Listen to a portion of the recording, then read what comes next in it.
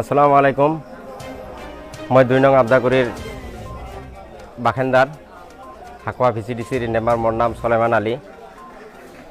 হাকুৱা ভিচিডিচিৰ দুৰ্নীতি আমাৰ মুছলিমসকলক সমান অধিকাৰ নিদিয়ে আৰু কিবা বস্তু যদি আহে তেতিয়াহ'লে আমাক এওঁলোকে ভিচিডিচিৰ যিগলা সেক্ৰেটাৰী প্ৰেছিডেণ্ট এওঁলোকে লয় 60টা আমাক দেয় 10টা আৰু আমাৰ ৰাস্তাৰ কাম যিবিলাক বছৰত 100 দিন পাবা লাগে এখন জব কাৰ্ড হোল্ডাৰে 5 বছৰতো নাপায়। মই এইগলাৰ দুৰ্নীতি দেখা পাই মই ইউপিপিএলত জইন কৰিলোঁ। পিএমৱাই ঘৰ কিছুমানৰ লিষ্টত আছে, এইবিলাকৰ পৰা পইচা কালেকশ্যন কৰি লয়।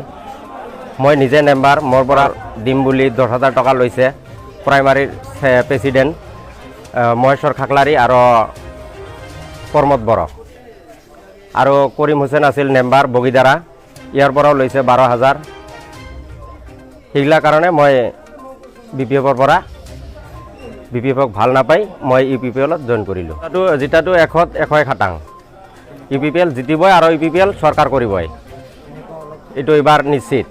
কেম্পিংটো ভালে চলি আছে। আমাৰ হিচাপত মোটামুটি আমি 80% পাওঁ আমাৰ মুছলিম ভোট এইবাৰ। এতিয়া যদি বড়োসকল ভাই যদি এবাৰ নাই দিয়ে তেতিয়াহ'লে আমাৰ মানাছত ইউপিপিএল জিতাটো একদম 100 খাটাং।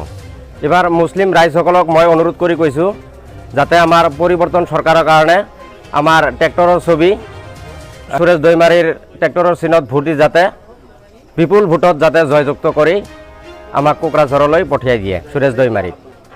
ৰাইজৰ কাৰণে এইটোৱেই অনুৰোধ থাকিল।